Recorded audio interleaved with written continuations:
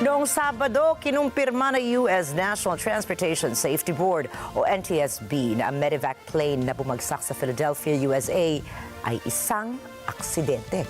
7 katao ang nasawi sa nasabing trahedya. Alamin po natin ang mga detalye ng balitang yan mula pa rin kay Anna Quay.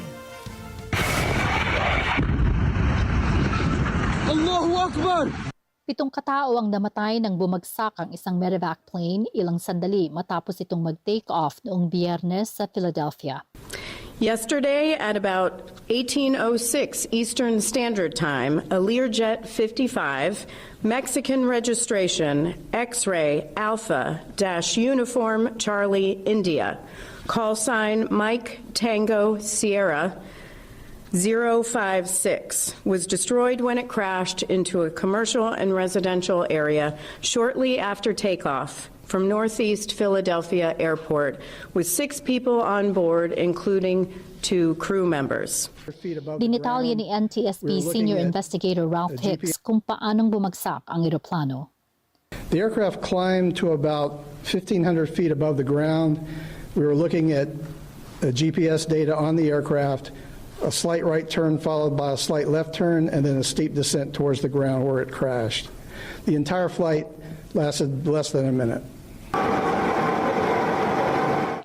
Kasama sa mga nasawi ang isang bata at 5 iba pa na nakasakay sa eroplano at isang tao sa pinagbagsakan nito. Ayon sa Mexico, lahat ng lula ng Medevac ay Mexican nationals. Ayon sa ulat, ang batang nasawi ay patungong Tijuana kasama ang kanyang ina na namatay rin. Sa kasalukuyan, sinusuri pa rin ng Ntsb ang lugar ng aksidente, kung kaya't nakikiusap ito sa mga residente na hanggat maaari ay huwag lumapit sa pinangyarihan ng insidente. There is a substantial impact on the entire community. The debris field extends 4 or 5 blocks.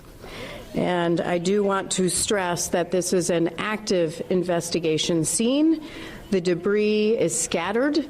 It is very dangerous, and so I encourage everyone to stay out of the accident site.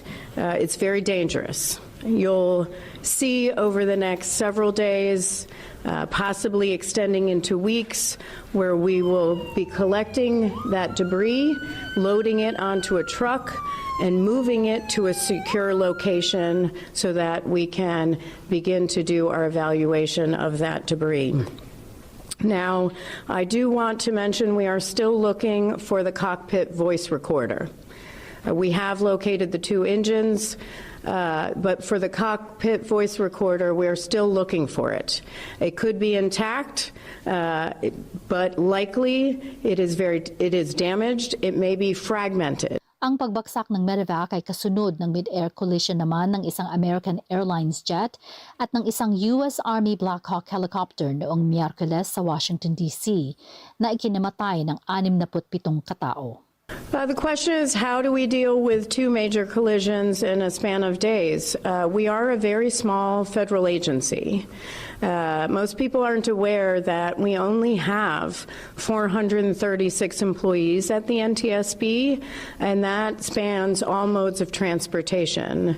For aviation safety, we have a number of investigators because our mandate is to do quite more than the other modes of transportation, where we're doing every civil aviation accident in the United States. We also do serve as accredited representative for foreign investigations as well. So in this case, we had to have a highly skilled team focused on certain areas that are at DCA for that plane crash, and then we have a number of other investigators that are not on call for that crash that we can deploy here. Anna Quay para sa mata ng Agila International, trusted, connected, on point.